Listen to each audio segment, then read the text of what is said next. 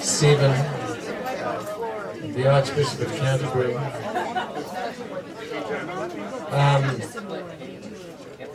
Welcome. I'd like to welcome you to the Cornelia Street Cafe. I beg your indulgence for 2 minutes because I have a very personal connection to this particular event. I came to America as, believe it or not, a Fulbright scholar in 1967, a significant year for the Cino and for Joe Cino, to write about avant-garde American theater. The playwrights that I was supposedly going to write about, by the time I got around to writing my dissertation, were, for the most part, long gone, only because I only knew about text, and I knew about texts that had been published in England. So the people that I had proposed to the Fulbright Foundation were Jack Richardson, Arthur Coppett, Jack Gelber, and Jean-Claude Van Italy. The people who ended up in my dissertation, and the American side of this was actually a sort of, became a sideline, were Jean-Claude Van Italy, Lanford Wilson, Leonard Melfi, and Paul Foster. Who is here tonight? Is Paul here? Paul's here. Where? Paul? Paul? He just went upstairs. Story of my life. Oh, Paul's here. Yes. Now, one of the last events that we had that celebrated the Cino, Paul was here, and I mentioned to him that I had very, very tentatively, as a young English PhD candidate, interviewed him at La Mama, which he had completely forgotten about, which is totally indelibly engraved on my mind. So here I am in 1977, 10 years after I arrived here. I had been an actor in England and an academic and so on and so forth.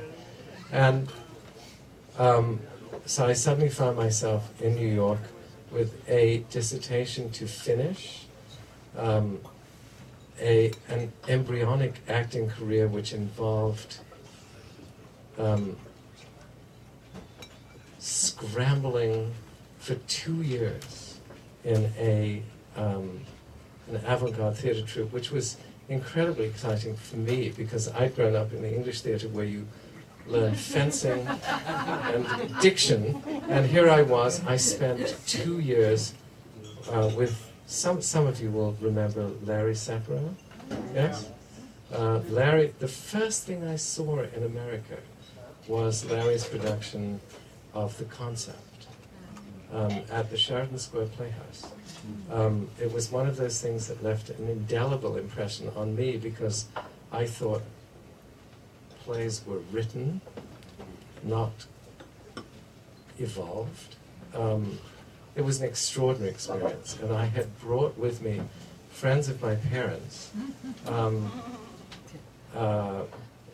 Ellen Schoenheimer and Fritz Schoenheimer. And Ellen had been Max Reinhardt's secretary 100,000 years ago in Germany. So there's a long, long, complex history here. So here I am suddenly 30 years later after opening this little cafe as a one-room cafe with a toaster oven, which I opened with somebody else from Larry Sacharov's troupe and his then girlfriend who was a painter. And now here we are next door to the Cino, which I recognize and have recognized for 30 years, more actually, as one of the two fountainheads of Off-Broadway, and of which I think of myself as a kind of acolyte, that theaters actually from my parents' youth in Berlin, theaters and cafes were indelibly connected. And the notion that suddenly 40, 50 years ago that should reemerge in this country is a wonderful thing.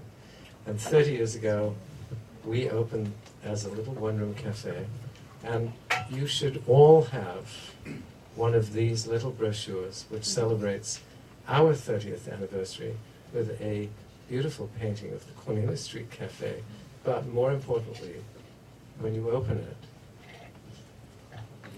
there is Cornelia Street 30 years ago, and there is what was the Cino in black and white when I first arrived in this country.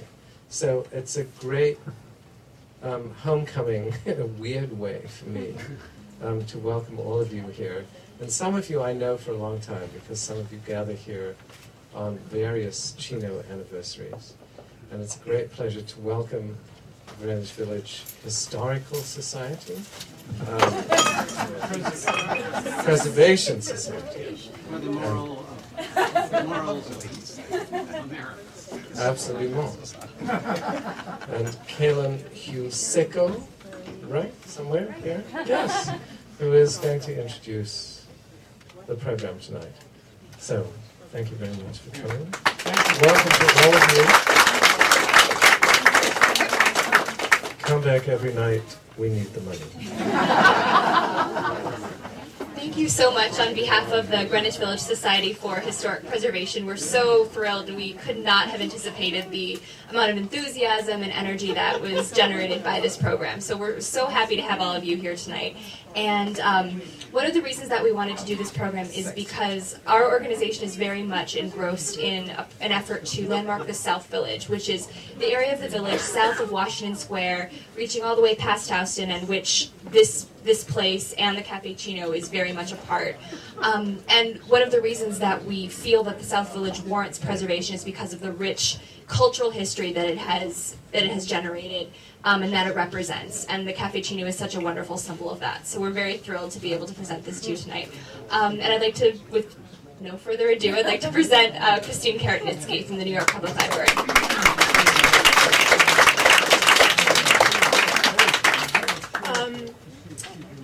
Jean-Luc Godard famously said that movies should have a beginning, a middle, and an end, but not necessarily in that order. I'm very pleased to preside over, I'm just going to move out of that.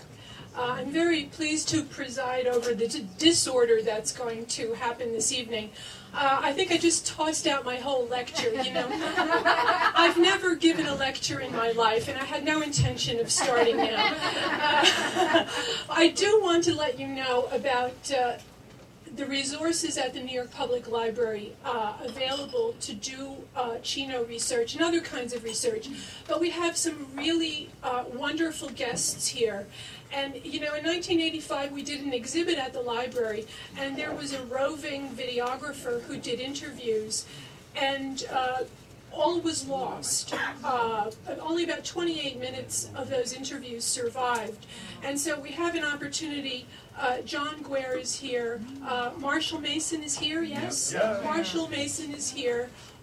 Doric Wilson is here. All of these, Bob Heide is here. So I really would prefer to simply give you some snapshots from myself of the Cino, and then come up and have these people speak to you themselves from their experience of the Cino, and then you can ask them questions, and this could be a little more of a conversation as opposed to a presentation.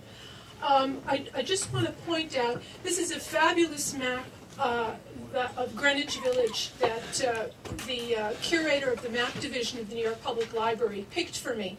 This is Greenwich Village in 1961 when Doric Wilson's plays opened at the Cino. And you should all come up and look at it. The Cino is here on Cornelia Street, and that was enough for me. But there are all kinds of wonderful other little things here. You can only see it, you know, if you come up very close. And I have some photographs, but maybe I'll save those. And you know, oh, you know what? Let's look at Joe.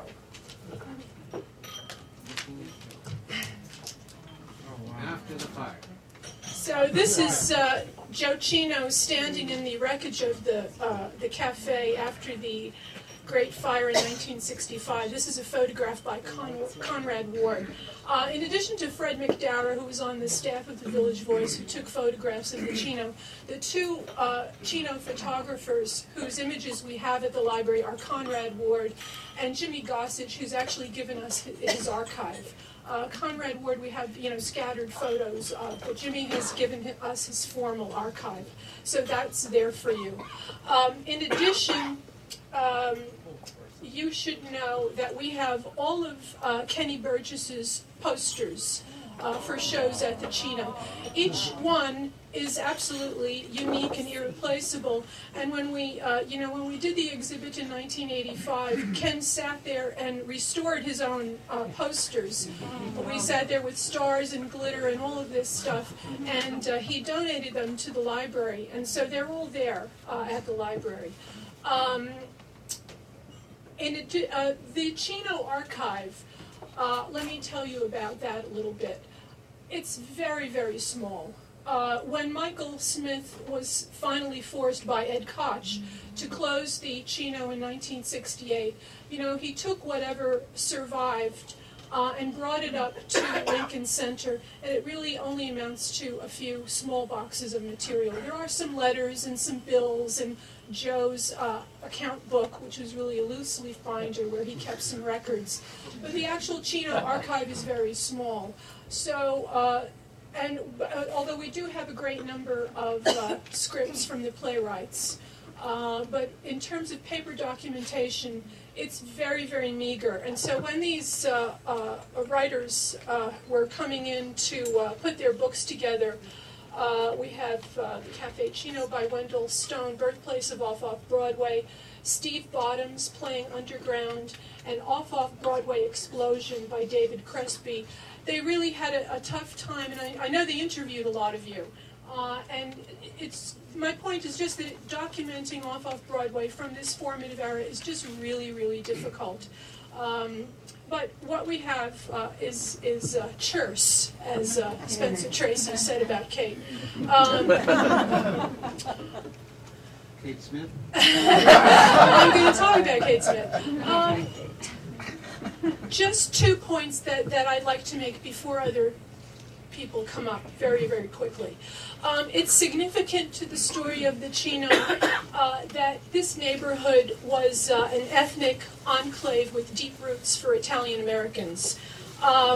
The next program by the Historical Society is on May 17th, and it's called Italian American Culture in the South Village. So I'm not going to do that program. I'm just going to say briefly that the history of Italian immigrants in the South Village goes back to the 1850s.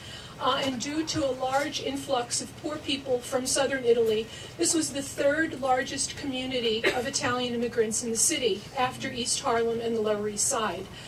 Cino was a second-generation Sicilian, and I, as a third-generation Neapolitan mutt, I can tell you that this explains just about everything about why Cino loved God Bless America. In my opinion... Which was played on the radio on WFUV. WFUV. Last night. But that song really speaks to an immigrant society that was assimilating and eager to assimilate into the mainstream culture. Something that assimilates less well among Italians is sexual orientation. Cino was born in 1931 and came to New York early because you don't get on very well for long in Buffalo when you're a beautiful gay boy in a Sicilian family who also wanted to be a dancer. And his brothers called him a ballerina, so that was going to be trouble. And it's interesting to me to note that he came to the perfect neighborhood for him, for a gay Sicilian. You don't go to East Harlem or the Lower East Side. You come to the kingdom of the Bohemian counterculture, Greenwich Village.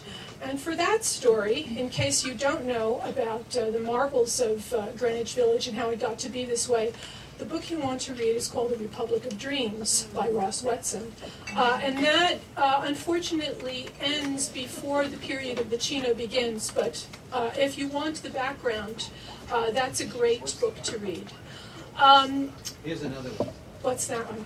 Oh, it's Greenwich Village, including the East Village and Soho, a primo guide to shopping, eating, and making merry in true Bohemia. And look, it's by Bob Heide and Gilman. Isn't that fantastic? How lucky you had that.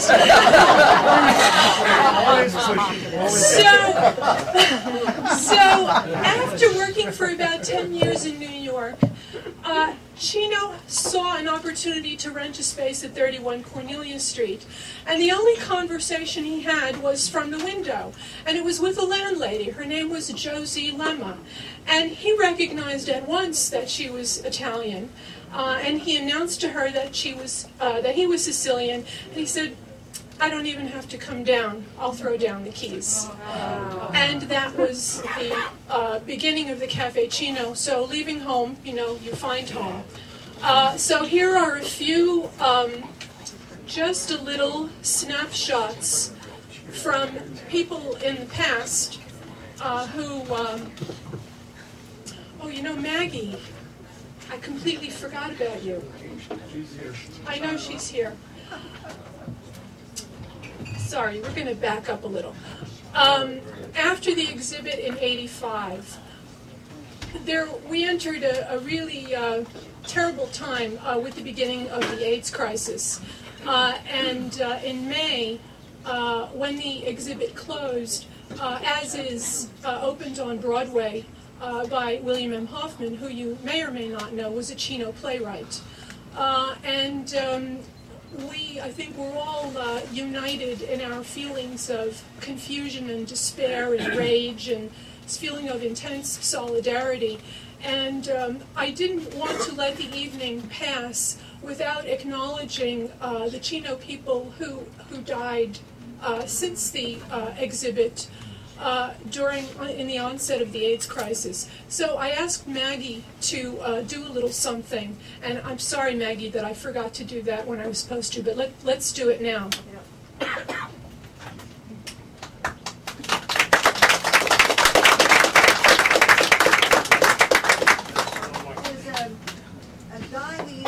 The Johnny Carson show. He used to show up with a shopping bag of things. You remember that? And he used to run around the audience.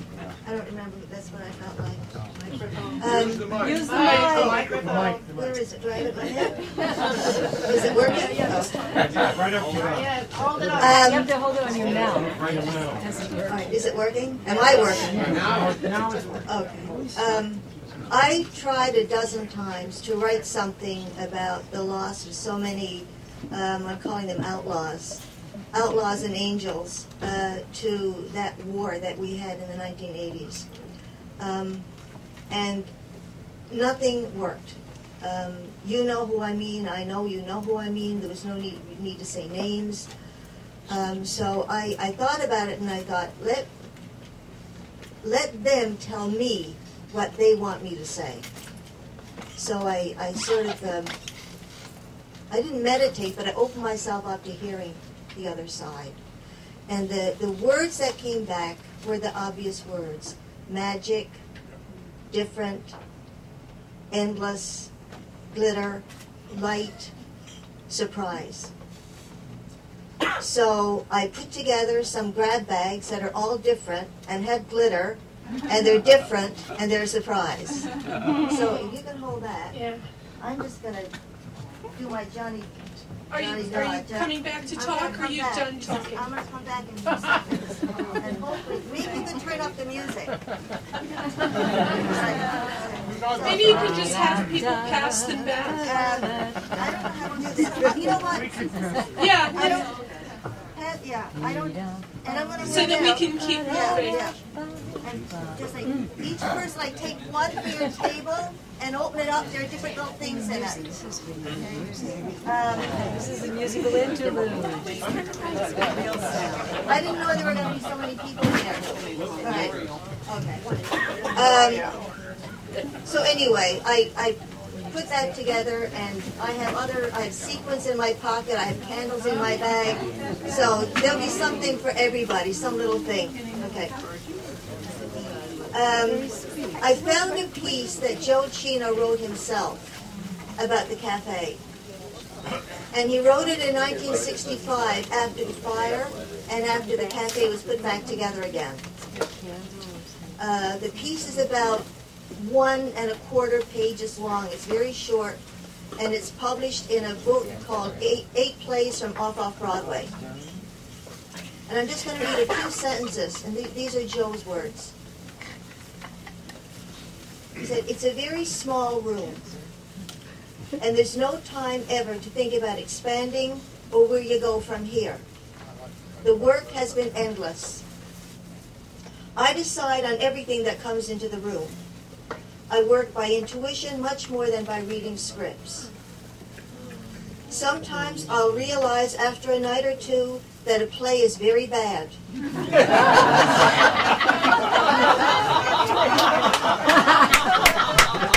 I could easily stop it and get something else, but everything plays its full run.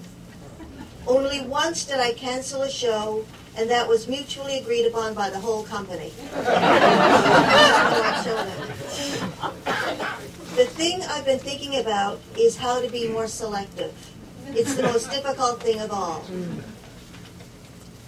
It's very rewarding to sit here alone after closing, or in the afternoon collecting myself and my thoughts around the room. It's very small, but there's everything here. And it keeps moving. Every day it keeps happening, and it's always different. And I thought, that's why we went to the cafe, because everything was there. Thanks, Maggie.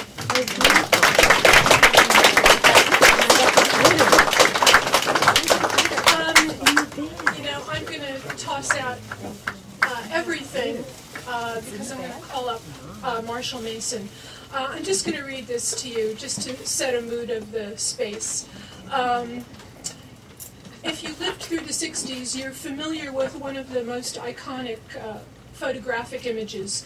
There's the image of a young fellow who's sticking a daisy in the rifle of a National Guardsman. That's Walter Harris.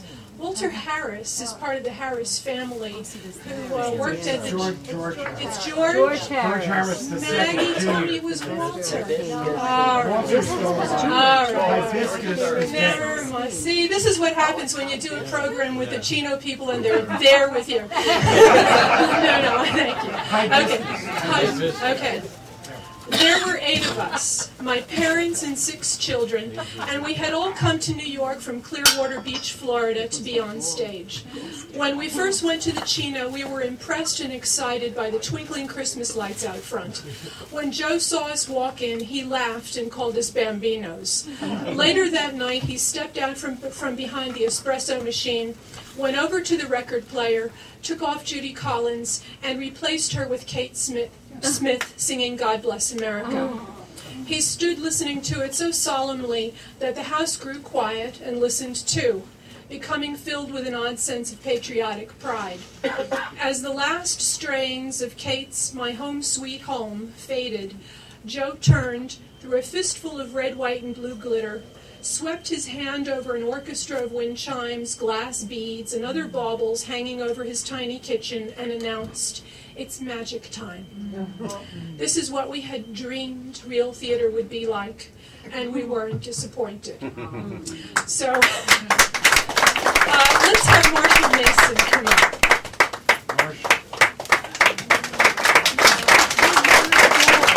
Hi, Marshall. Christine. That's a hard act to follow. Thanks for coming. Thank you very much. I'll be brief. I was asked, actually, Do you Kate wanna asked, sit? no. Because I was sitting back there at the back, and I know if I sit, you can't see me. I can't see me back there. I was asked to say something about what theater was like uptown and around New York at the time that we first came to the Cafe Cino, and what was it that we were creating that was so different from what was seen everywhere else. And I know from my own experience, it was very much all English. Everything on Broadway was English. It was all English imports, except for the musicals. So I called Lanford last night. I was hoping he was going to come today, but he's impossible to get out of Sag Harbor. He's in good health, by the way. Everybody always wants to know that. He's doing well. Still not drinking. Hey. Miracles. 6 years now. Yeah, more than 6, I think. Anyway, he said, well, I can tell you what it was like. So I thought I'd just pass along what Lanford told me. When he got to New York, he said, oh, wow, you know, I'm here at the place where theater really happens. So he went to Broadway, first thing, and sat down at Do, Re, Mi. And he said it kind of made sense because the play was about selling yourself. And he said all the chorus boys were out, and chorus girls too. I don't want to, be prejudiced, but although Lanford was like the chorus boys, I think. They were out there, with a smile and really selling everything they had and all the fake, good feeling and everything. And he thought it was brilliant. He said, my God, the avant-garde aspect of it is so breathtaking. The next night he went to see Bye Bye Birdie. And it was the same thing. And he said, oh my God, these people are for real. They think they're doing this. They're really selling. So he said, that's it for Broadway, and came down and discovered the Cino. First play he saw at the Cino was The Chairs by Ionesco. And Neil Flanagan, I think, directed it. Yeah. And my first play at the Cino was seeing Doric Wilson's Now She Dances with the incredible Jane Lowry, whom I had gone to school with. And, you walk into that rabbit hole, and life is never the same again. It was magic. It was turning the world upside down in the most marvelous and magical way. You can't talk about the Cino without remembering the beauty and grace and charm of Johnny Dodd. And Kenny Burgess and Joe Torre and Joe Davies and Robert Patrick, who godfather of the Cino, who is suffering in LA that he's not here tonight. He said, take lots of pictures, so everybody take pictures and send them all to Bob. But Bob was responsible for getting this plaque done and for helping us get the mayor's or president of the borough of Manhattan's proclamation. I know the people who are not here. You mentioned William Hoffman. There are a lot of wonderful people who are not here, but there are many wonderful people who are here. And with the Cino, that was always the thing. It's what was happening in the room. And if nobody was there, you still did the play because you did it for the room. And some of the best performances I think we ever gave were for the room. I'll never forget the Cino, what it meant to me. It gave me an artistic life when there was no opportunity around anywhere. When off-Broadway was nothing but as commercial as Broadway was. And we had a need to express something, and so Joe gave us a place to do that and get up and do whatever it is. And if it had to be comic books, that's okay too. It was entertaining. Do you want to talk about this photo? This is a photograph of the poster for This Is the Real Speaking. This is the Real Speaking. Lanford Wilson's play, This Is the Real Speaking, which I turned down. I said, no, it's too Ozark. I don't want to do that. And so he directed it himself with Fred Forrest and Michael Warren Powell and Clarice Erickson and Jacqueline Colton. Yeah, it was a wonderful, wonderful evening. It was a stupid thing to do to turn it down. But he later expanded it into, The Rhymers of Eldritch, which went on to do well as a full-length play. And but this was a very special and wonderful play, and all of Lanford's plays were there. I'll just tell one quick little thing, and then I'll sit down. I don't know if you've all heard how I came to meet Lanford. Lanford had done. I had read I'd been away from the Cino for about a year because I was producing a play off Broadway. A real, professional play. Ibsen's little layoff. And after a dreary year of Ibsen, I came back to the Cino, in essence, because I read an article a review by Michael Smith saying that there's a new playwright in town, and he's got a play that just has a incredible ending, knockout coup de théâtre, and I won't tell you what it is, but go see it. I said, well, I better get over to the Cino and see what's happening. So I came to the last performance of So Long at the Fair, which was Lanford's first play at the Cino. I came back about a month later and saw Home Free, in a beautiful magical production by Neil Flanagan, starring Michael Warren Powell. And then the next month, they came back and saw The Madness of Lady Bright, starring Neil Flanagan this time, and really an incredible portrait of a out-of-his-mind Kaya, as Joe would say, Kaya, queen, and Dizzy Queen, on a hot, hot, hot summer night when nobody should be out. Then I came back to see the second production of Home Free, and Lanford had revised it. That play was about a man and a boy and a girl, I guess, young man and young woman. She was pregnant, and they had this magical life together with a surprise box and a Ferris wheel and all this stuff. It was all very, very magical. And at the end of the play, when she begins to have labor pains, and Lawrence won't go out to get the doctor because he's screwy, we discover that they're brother and sister. So the entire audience, oh, at the end. And Lanford hated that. So he rewrote the play and put, in the first 2 lines of the play, it's, oh, so Joanna, you're my sister. Right up front. And so at the end of the play, I sat through it. William Archibald had directed this production. I sat through the revival, and Joe came over and said, so Marshall, what'd you think? And I said, I really like the earlier productions better. He said, have you told Lanford? I said, Lanford? I've never met Lanford. I don't know Lanford. He said, you don't know Lance? Come over here. So he brought me over to the corner where Lanford was sitting up by the jukebox in that corner of the room. And Lanford, of course, was delighted when Joe told him, here's a director who's seen all your plays. And Lanford said, oh, you've seen all my work? I said, yeah. He said, you saw Home Free before? And I said, yeah, I did. And he said, don't you think I've really improved it? And I said, no, I think you've ruined it.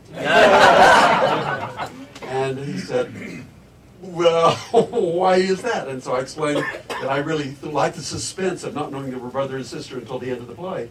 He said, yeah, but that's so phony. It's so theatrical. It's so not what I was writing about. Subsequently, I directed Home Free when it moved off-Broadway, Bar Wilder Albee, Lanford's first play off-Broadway, professional play. By that I mean, you know what I mean, equity.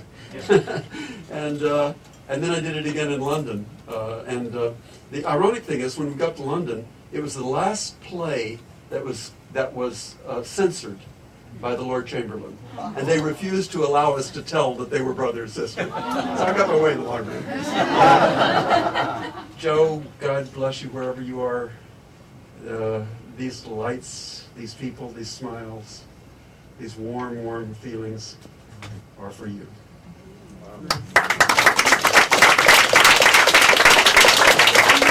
Thanks, I would really like Doric Wilson to come up. John Guare.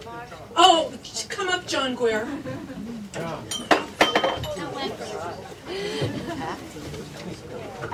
John Guare wanted to tell the story of the comic book plays in his own thing. Don't tell the punchline. Oh, the punchline. Okay. Here's John Guare. No, it's just great. It's remarkable to be here tonight and just remember this great man and not to have him be forgotten. Because he made everything so possible. It was just so simple. He just put on a play. I mean, what a revolutionary concept. Here's a room, put on a play. And what I loved about it when I had as I said outside, thanks to if I had been born in October, I wouldn't be here today. But because I was in Aquarius, Joe was looking for me. Joe was looking for me. And we did the play. But one night, we were extended. For some reason, one night, the cast didn't show up. And Joe said, what do you want to do? We just have to have something here. I mean, you just can't not have the cast show up. I mean, he wasn't angry, but it was like a moral obligation to have something. There were people coming in. We have to show them something. And he told Harry, he said, run down to the candy store, run down and get some comic books. Or, I don't know whether it was Joe's or Harry's, but Harry ran out and came back with Wonder Woman. And with Donald Brooks. Donald L. Brooks. But Harry became Wonder Woman. Harry was And one of them. Harry was Diana Prince. She was, And he still is. and that to me was one of the most revolutionary moments, that a cast could not show up. A play didn't have to go into development, didn't have to be rewritten, big audition. You just ran you just ran down the cover and you got anything could be a play. And that's what I had learned from Sam Shepard, that any moment in your life was dramatic. There was nothing. That was the great lesson of Off-Broadway. That it was just about now, about capture. That was the majesty, and I really mean that word majesty, that it was the one place where you saw, what you saw was not digested over and over, didn't come from some other country, hadn't gone through. It was happening right now. It was happening for the first time ever right there. It wasn't improvisational theater. There were writers writing it. Also, there was, and so that was something extraordinary. But I just want to say one thing. The spirit, one thing that nobody's mentioned that just came back to me this moment is about a year and a half later, I had a friend named Sally Ordway who had a play called a Deep Hole Near a Desolate Place that Bernie Hyatt was directing. And she called me up one day, and she was going to have a 2-week run at the Cino, and she said, you know, John, she said, I only can have my cast for 1 week, but Bernie doesn't want to let the space go. Do you have a play? I mean, she did not put in her play. She just she gave up her week to me and said, so let's do a play. And so we did another play, and that's what it was you really felt there was a real community of people there just saying, I can't use it, take my space, take the theater tonight and put it on. And I had a great time with Bernie Hyatt. That never happened to Bernie. He's mentioned, Doric, you mentioned him in your book, in the preface to your Bernie book. Hart? He Yeah. died of a heart attack in the he came down to see my play. Bernie Hart, he did, really. He came down to see him, he met her, and said, oh, get out. If you come down to the village, you'll never come up town again. Get out of here. Bernie Hart was awesome. He was wonderful, so it was great. But anyway, it was a rare place of generosity and true magic and odd patriotism. And what I can't understand is that spirit just can't belong only to Joe. I mean, how we find that spirit, how we take Joe's spirit inside us and live with that generosity and try to recreate. It can never be recreated, but the magic time, we have to find a 31 Cornelia Street anywhere where we can make it and open it up to somebody, open it up to a new, because we never know who that person is going to be, who's going to come in to act, direct, or be, or design, or be in that play, or just come into the play and have their life changed by seeing the play. The Cino was a truly revolutionary event, and that should never be taken for granted or forgotten, and it's wonderful to be here tonight. Thank you. Thanks, John. We have precious little time, so I'm wondering, are there any questions that you might want to shout out and have somebody answer? Are there any questions? I have a little song. Come on up. This is Robert Heide. He's the author of Moon, which was recently produced anew by the Peculiar Works Company. And the bed. Right here. And the bed. Right here. Yeah, here's the song, and this is, should I stand up? Yes. Stand up! Okay. I don't know if I have a picture for you. Picture. Here, look, you could look at Alcon lines. Koutoukas, Irene is one of my favorite. And Is that? Larry Kornfeld. Oh, I thought it was Tennessee Williams. No. Okay. He was uptown. He was here too. He was uptown. Anyway, this is the song, and John Gilman, my significant other, mentioned this radio show last night, FUV. 90.7 FM, and on Sunday nights you should tune it in. It's from 8 to midnight, and it plays all this incredible music. But yesterday I decided I needed a new message on my machine, and I was thinking of tonight, because everyone's saying my message was too long. That's it.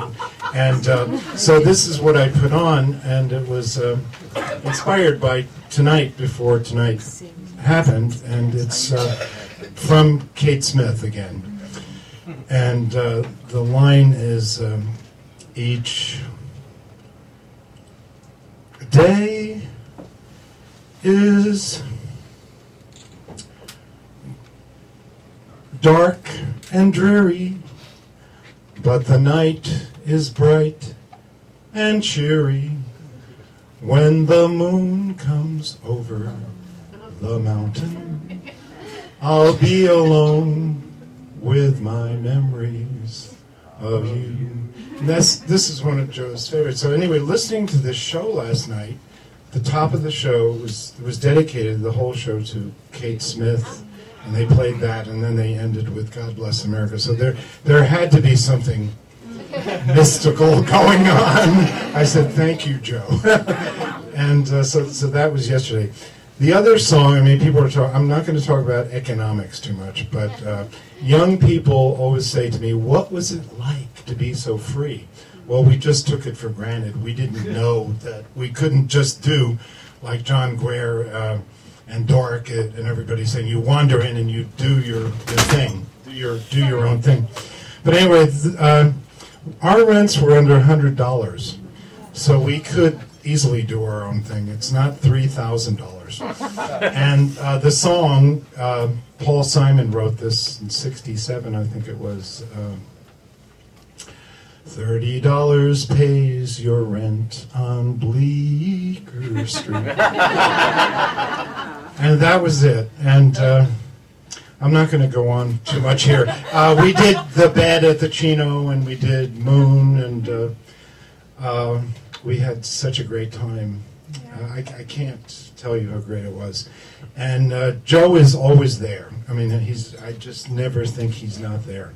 I mean, he was such an inspiration. And there are people have talked about JC and the Little Manger, and that's kind of what it was, and the 12 Apostles, and Kenny and Charles and all the rest of the people. But you might mention that Joe introduced us. Yeah, I met John Gilman at Cino. At Mother Hubbard's, was it? I thought it was at the Cino. And it's been craziness ever since. Well, we met in 1965 during The Bed, so... And it's not all been a big honeymoon, though. Doric, would you get up here? Doric Wilson, please. Doric was the first Cino playwright, and he's very important to this history. Yeah, while Doric is coming up, let me encourage you to tip the wait staff well. Tip your bartender well. Make sure you pay your minimum or whatever you're supposed to do. These people have been so kind and generous to us, and I've been so grateful for their really accommodating, friendly. It's just been so very, very nice. So thank you, folks, and give them lots of dollars. Yay! Here's Doric Wilson. I told him I wanted him to talk about my two favorite topics, sex and politics. I told her I knew nothing about sex. You know everything.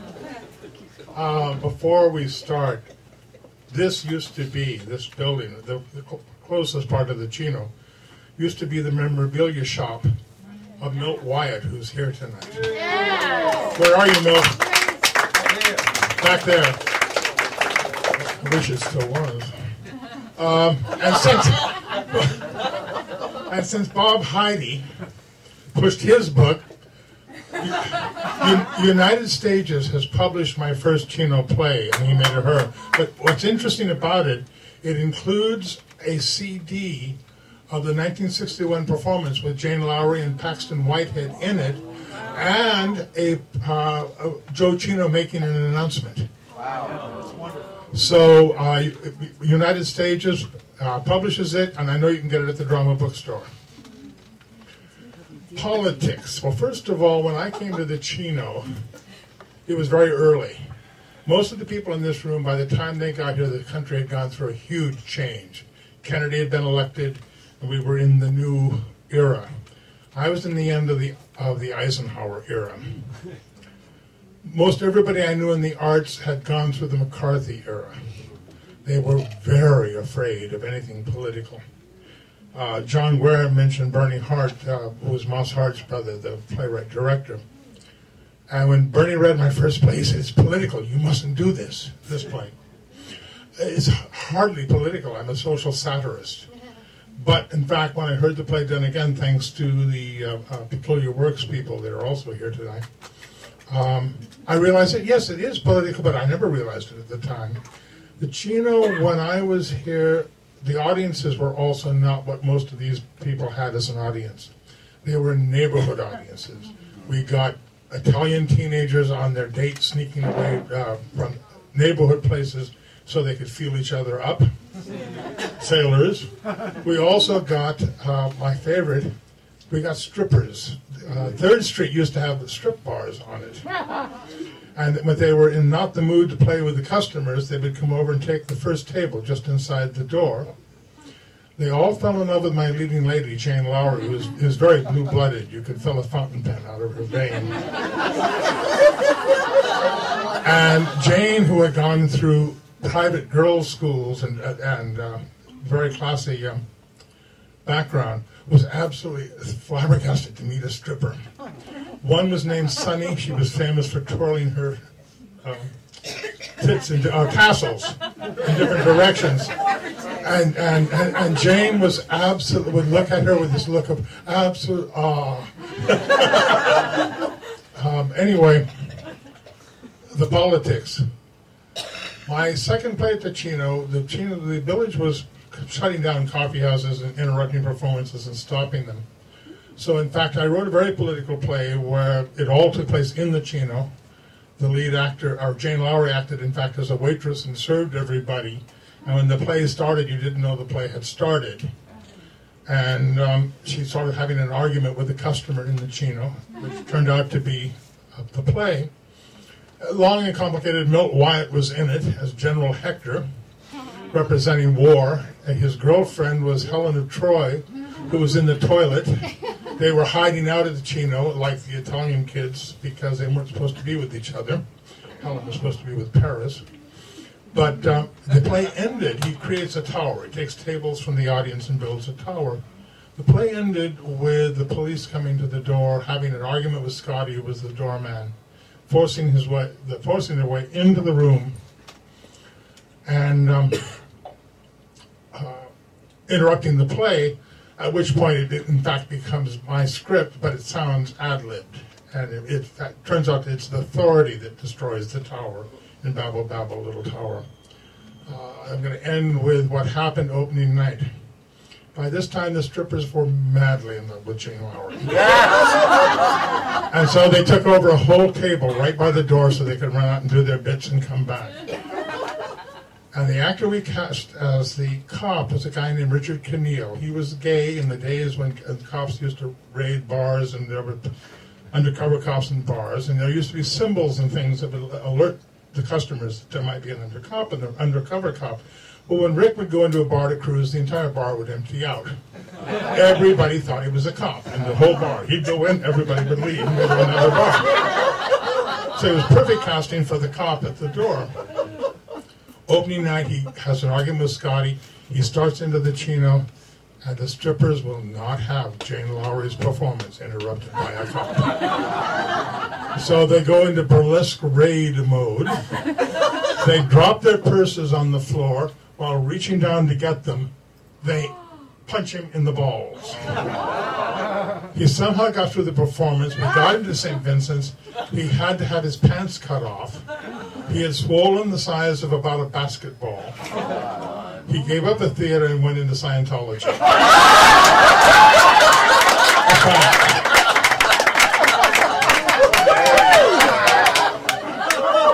Who's next? Oh, I'm not going to do sex. I don't do sex anymore.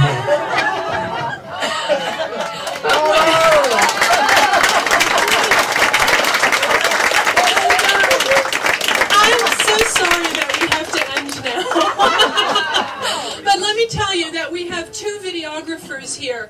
One is Penny Ward. Thank you, Penny, for filming. And what's the other fellow's name? What's your name? We're working with Mark Warren. Mark Warren. Okay. Those Cino people, Yeah, let me finish this and then you can talk. Cino people, please go and give yourself an interview. Do a DIY interview with these videographers. Have a conversation with somebody that you worked with and get it on tape, okay? Thank you so much for coming. Here's Bob Heide. If you want a linear history of the Cafe Cino, we'll do that another time. Just one thing I'd like to add is that, people ask me, why? How did it happen? The doors were always open. The power was open, as in the electricity that was wired to the streets at the Cino. But it wasn't like John Guare was talking about, dramaturgs. It wasn't people telling you what to do. It was like, Joe, just do your own thing, do what you have to do. And that was really the 60s. And now everything becomes institutionalized, and everybody's worried about the real estate and the building and the grants. But somehow also the bluebird of art flies out the window, and they wonder why. They talk about emerging playwrights, and I don't know where they are. They don't seem to be doing them. Or it doesn't have the same energy, and I think we need to get another jolt going somewhere in our entire country. Can we, on the sound, can we cue up track 4 and play track 4? And thank you again for coming. Again, we have newsletters and more program flyers for what we're doing, so we invite all of you to take them, and we hope to see you again at more of our events. Thank you very much.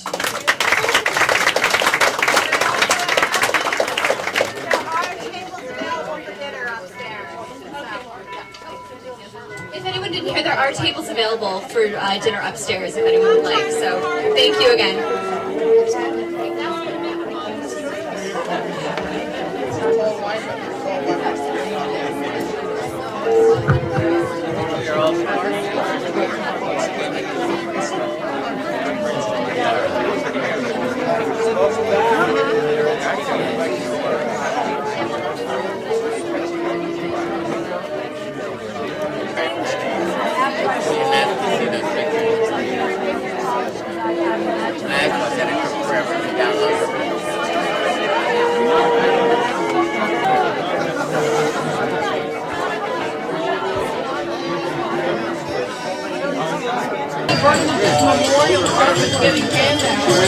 Larry Kornfeld, if I'm not mistaken. He's still around. He is still around. And he was involved with the...